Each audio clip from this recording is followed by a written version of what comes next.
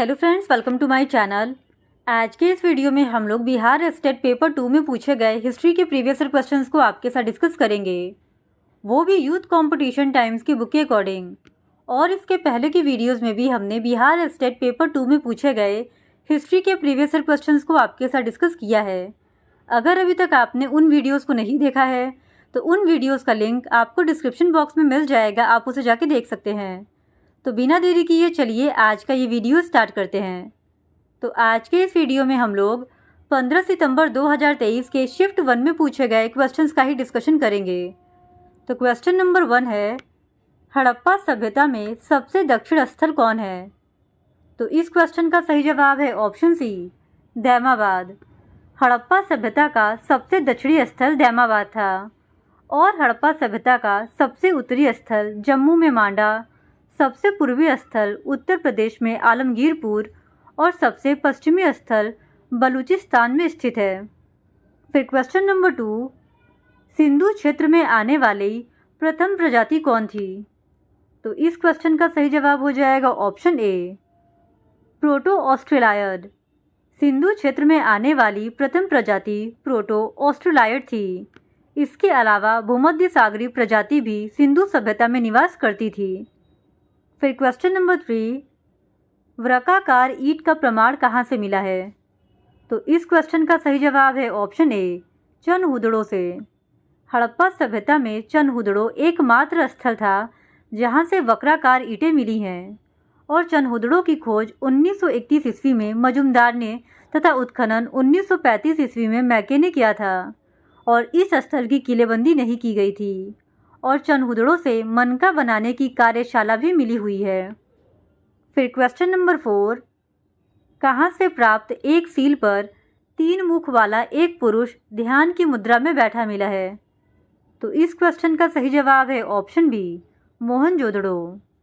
मोहनजोदड़ो से प्राप्त एक सील पर 3 मुख वाला पुरुष ध्यान की मुद्रा में बैठा मिला है और मोहनजोदड़ो सिंधु सभ्यता का सबसे विशाल व सबसे समृद्ध नगर व सर्वाधिक महत्वपूर्ण केंद्र था और मोहनजोदड़ो की खोज 1922 ईस्वी में राखाल दास बनर्जी ने की थी।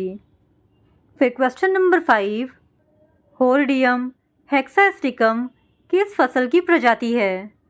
तो इस क्वेश्चन का सही जवाब है ऑप्शन ए, जौ की।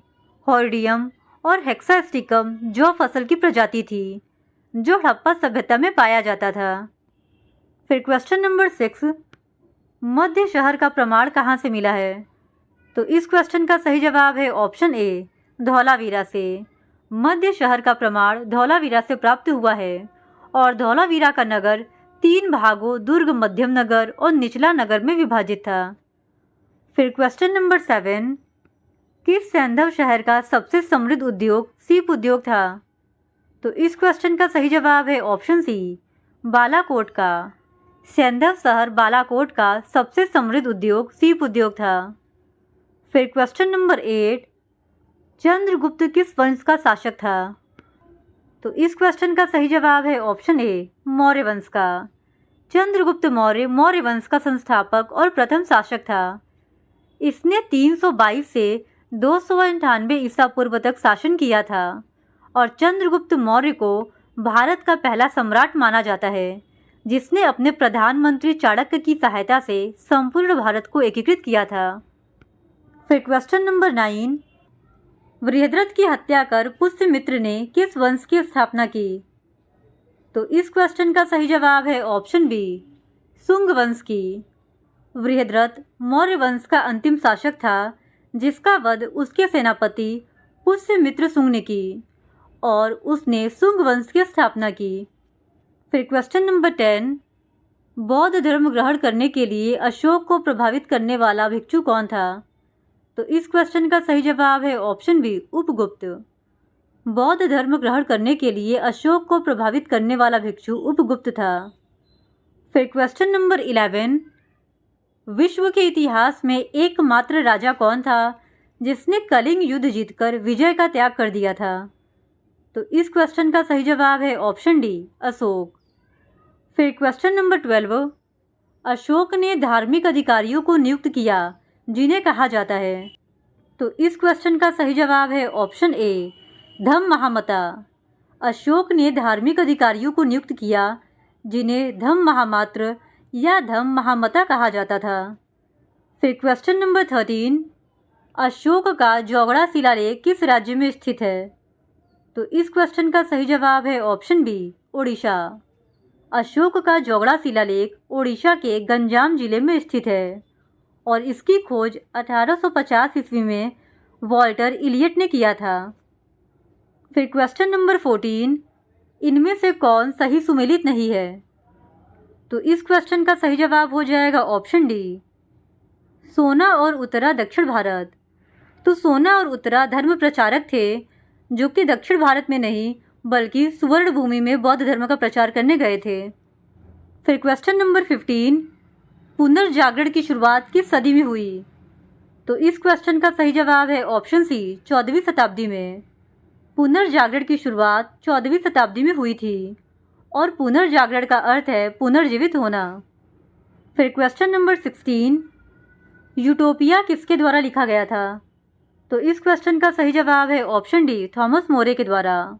यूटोपिया थॉमस मूर या मोरे के द्वारा लिखा गया था और थॉमस मूर इटली का निवासी था किंतु वह इंग्लैंड में रहता था। फिर क्वेश्चन नंबर 17, थॉमस मोर के यूटोपिया ने समाज की समस्याओं के लिए दोष दिया। तो इस क्वेश्चन का सही जवाब है ऑप्शन सी, समाज ही। थॉमस मूर की पुस्तक यूटोपिया ने समाज की समस्या के लिए समाज को ही दोषी माना।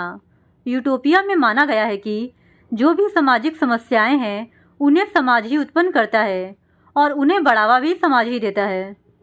फिर क्वेश्चन नंबर 18, सियेना में अच्छी और बुरी सरकार का रूपक किसके द्वारा बनाया गया था?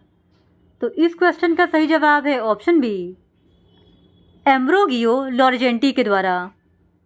फिर क्वेश्चन नंबर 19, निम्नलिखित में से किस कलाकार को पैंथियन में दफनाया गया था? तो इस क्वेश्चन का सही जवाब है ऑप्शन सी, राफेल को।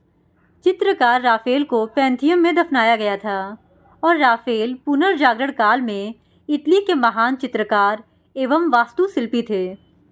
फिर क्वेश्चन नंबर 20, पृथ्वी का चक्कर किसने लगाया? तो इस क्वेश्चन का सही जवाब है option B, Vasco da Gama. पृथ्वी का चक्कर वास्को डी गामा ने लगाया था और वास्को डी गामा 8 जुलाई 1497 को भारत की खोज के लिए पुर्तगाल से निकला था तथा 20 मई 1498 को केरल के कालीकट बंदरगाह पर पहुंचा था। फिर क्वेश्चन नंबर 21, मैरी ने किससे शादी की? तो इस क्वेश्चन का सही जवाब है ऑप्शन ए, फिलिप से। मैरी ने फिलिप से शादी की थी। फिर क्वेश्चन नंबर 22, जो सुधार फ्रांस में क्रांति से हुए उसे इंग्लैंड ने कैसे हासिल किया? तो इस क्वेश्चन का सही जवाब है ऑप्शन डी, इनमें से सब। जो सुधार फ्रांस में क्रांति के माध्यम से हुए उसे इंग्लैंड ने श्वेत क्रांति, रक्तहीन क्रांति तथा गौरवपूर्ण क्रांति के माध्यम से प्राप्त किया और 1688 ईस्वी में इंग्लैंड में गौरवपूर्ण क्रांति हुई थी जिसे रक्तहीन क्रांति भी कहा जाता है क्योंकि इस क्रांति में इंग्लैंड का राजा तो बदला लेकिन फ्रांसीसी क्रांति की तरह खून खराबा नहीं हुआ, इसीलिए इसे रक्तहीन क्रांति कहते हैं। फिर क्वेश्चन नंबर 23, सबसे कम उम्र में इंग्लैंड का प्रधानमंत्री बना? तो इस क्वेश्चन का सही जवाब है ऑप्शन सी, छोटा पेट। फिर क्वेश्चन नंबर 24, भारत के सेंट्रल बैंक की स्थापना कब हुई? तो इस क्वेश्चन का सही जवाब है ऑप्शन डी, 1935 में। भारत का central bank reserve bank of India है और भारतीय रिजर्व बैंक की स्थापना भारतीय रिजर्व बैंक अधिनियम 1934 के प्रावधानों के तहत 1 अप्रैल 1935 को हुआ था। फिर क्वेश्चन नंबर 25, 1832 में हैजे की महामारी में कितने लोगों की मौतें हुई थी? तो इस क्वेश्चन का सही जवाब है ऑप्शन ए, 31,000 लोगों की। 1832 ईस्वी में हैजे की महामारी से 31,000 लोगों की मौतें हुई थी और 1832 ईस्वी की हैजा महामारी ने यूरोप और उत्तरी अमेरिका में हजारों लोगों की जान ले ली और 2 महाद्वीपों में बड़े पैमाने पर दहशत भी पैदा कर दी थी। फिर क्वेश्चन नंबर 26, जिस तरह अफीम खिलाकर चीनियों की आदत बिगाड़ी गई वैसा अंग्रेजों ने भारतीयों के साथ कैसे किया? तो इस क्वेश्चन का सही जवाब है ऑप्शन ए, लिप्टन चाय का विज्ञापन देकर। जिस तरह अफीम खिलाकर चीनियों की आदत बिगाड़ी गई वैसा ही अंग्रेजों ने भारतीयों के साथ लिप्टन चाय का विज्ञापन देकर किया। चीनियों को अंग्रेजों के अफीम के खिलाफ अफीम युद्ध लड़ना पड़ा था और इस युद्ध में चीनियों की पराजय हुई थी और भारत में अंग्रेजों ने लिप्टन चाय को काफ़ी बढ़ावा दिया क्योंकि इससे उन्हें भारत में काफ़ी मुद्रा की प्राप्ति होती थी। फिर क्वेश्चन नंबर 27, नागानंद किसके द्वारा लिखा गया था? तो इस क्वेश्चन का सही जवाब है ऑप्शन सी, हर्षवर्धन के द्वारा। नागानंद हर्षवर्धन के द्वारा लिखा गया था और 5 अंकों के इस नाटक का कथानक बौद्ध धर्म से लिया गया है। फिर क्वेश्चन नंबर 28, हर्षवर्धन द्वारा प्रयाग में कितनी धार्मिक सभाएं आयोजित की गई थी? तो इस क्वेश्चन का सही जवाब है ऑप्शन सी, 6। हर्षवर्धन के द्वारा प्रयाग में 6 धार्मिक सभाएं आयोजित की गई थी और ह्वेनसांग 6वें महामोक्ष परिषद में उपस्थित हुआ था। फिर क्वेश्चन नंबर 29, निम्नलिखित में से किसको हर्षवर्धन का संरक्षण प्राप्त था? तो इस क्वेश्चन का सही जवाब है ऑप्शन डी, उपरोक्त सभी को। दिवाकर, जयसेना और मौर्य तीनों को हर्षवर्धन का संरक्षण प्राप्त था। फिर क्वेश्चन नंबर 30, बाणभट्ट वनपालों के संबंध में जानकारी देते हैं। वनपाल कौन है? तो इस क्वेश्चन का सही जवाब है ऑप्शन ए, वन रक्षक। बाणभट्ट वनपालों के संबंध में जानकारी देते हैं और वनपाल वन रक्षक होते थे और बाणभट्ट हर्ष का दरबारी कवि था जिसने हर्षचरित नामक ग्रंथ की रचना किया था। फिर क्वेश्चन नंबर 31, भोग क्या है? तो इस क्वेश्चन का सही जवाब है ऑप्शन ए, आवधिक पेशकश। भोग एक आवधि पेशकश था जो राजा को ग्रामीणों के द्वारा प्रतिदिन दिए जाने वाले फल, पुष्प, ईंधन आदि के रूप में एक प्रकार की भेंट होती थी। फिर क्वेश्चन नंबर 32, किस शिलालेख में लता, मालव और गुर्जरों को चालुक्यन शासक के सामंतों के रूप में दर्शाया गया है? तो इस क्वेश्चन का सही जवाब है ऑप्शन ए, ऐहोल शिलालेख में। फिर क्वेश्चन नंबर 33, बाण ने हर्षचरित्र में हरिणिका और कुरंगिका का उल्लेख किया है। तो इस क्वेश्चन का सही जवाब है ऑप्शन सी, नाचती लड़कियां। बाणभट्ट ने हर्षचरित्र में हरिणिका और कुरंगिका का उल्लेख किया है, वे नाचने वाली लड़कियां थीं। फिर क्वेश्चन नंबर 34, मवेंडर राज्यों की दक्षिणी सीमा कहाँ तक जाती थी? तो इस क्वेश्चन का सही जवाब है ऑप्शन ए, कुमारी अंतरीप तक। मवेंडर राज्यों की दक्षिणी सीमा कुमारी अंतरीप तक जाती थी और मवेंडर का अर्थ 3 मुखिया होता है। यह एक तमिल शब्द है जिसका उपयोग 3 शासक परिवारों चोल, चेर, पांड्य के मुखिया के लिए किया जाता था। फिर क्वेश्चन नंबर 35, चोलों और रोमनों के बीच किस रास्ते से होकर व्यापार हुआ करता था?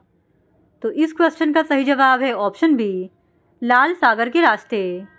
चोलों और रोमनों के बीच लाल सागर के रास्ते से व्यापार हुआ करता था। फिर क्वेश्चन नंबर 36, कगड़ी कौन थी? तो इस क्वेश्चन का सही जवाब है ऑप्शन ए, मनाइकन की बेटी। कगड़ी मनाइकन की बेटी थी और कगड़ी संगमकालीन महाकाव्य शिलापादिकारम की नायिका भी थी जिसका पति कोवलम को दुर्भाग्यवश चोरी के इल्जाम में फांसी दे दिया जाता है। फिर क्वेश्चन नंबर 37, चोलों के समकालीन उत्तरी भारत पर किस मुसलमान ने आक्रमण किया था?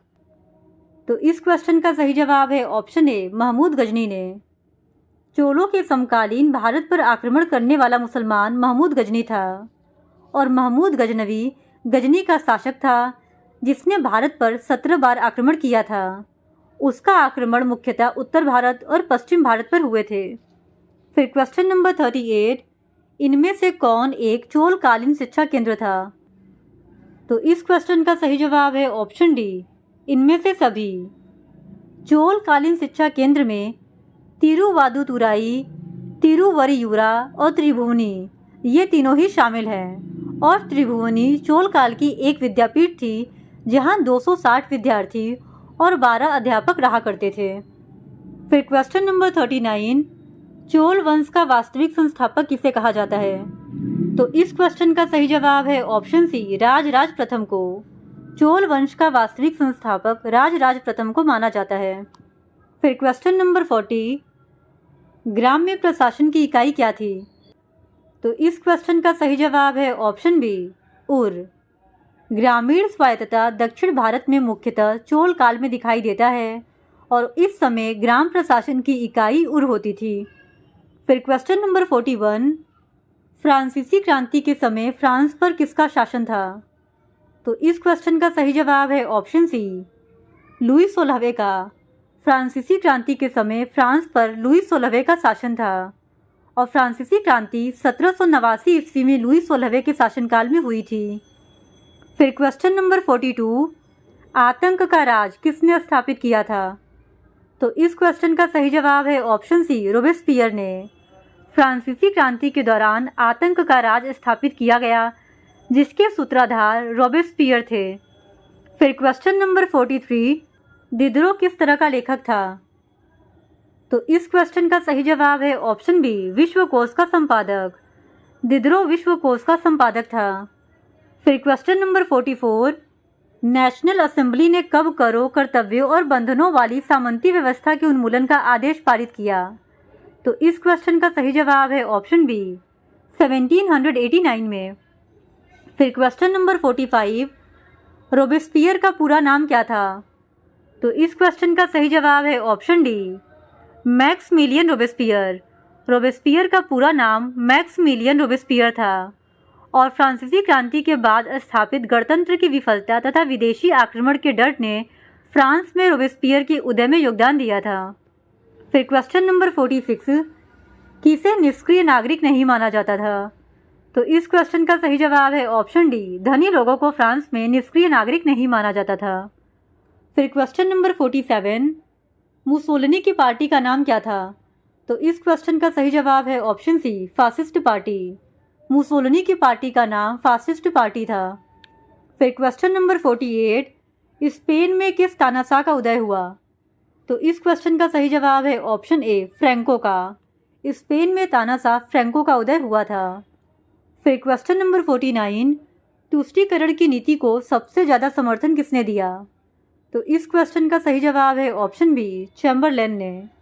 तुष्टीकरण की नीति को सबसे ज़्यादा समर्थन नेविल चैम्बरलेन ने दिया, जो 1937 से 1940 तक ब्रिटेन के प्रधानमंत्री थे। फिर क्वेश्चन नंबर 50, किस समझौते के द्वारा चेकोस्लाविया के क्षेत्रीय संप्रभुता का उल्लंघन किया गया? तो इस क्वेश्चन का सही जवाब है ऑप्शन ए, म्यूनिख समझौते के द्वारा। म्यूनिख समझौते के द्वारा चेकोस्लाविया के क्षेत्रीय संप्रभुता का उल्लंघन किया गया और म्यूनिख समझौता 29 सितंबर 1938 ईस्वी को हुआ था, जिसमें हिटलर, चैम्बरलेन, मुसोलिनी और डॉलडियर ने समझौते पर हस्ताक्षर किए थे। यह एक प्रकार की तुष्टीकरण की नीति थी जो हिटलर के प्रति अपनाई गई थी और अंततः द्वितीय विश्व युद्ध का एक कारण भी बनी थी। तो आज के लिए बस इतना ही। बाकी के बचे हुए 50 क्वेश्चंस का डिस्कशन हम लोग इस वीडियो के नेक्स्ट पार्ट में आपके साथ करेंगे। और अगर आप बिहार स्टेट पेपर 2 में पूछे गए हिस्ट्री के इसी तरह और भी प्रीवियस ईयर क्वेश्चंस को देखना चाहते हैं तो please do subscribe to my channel and like this video. Thank you very much.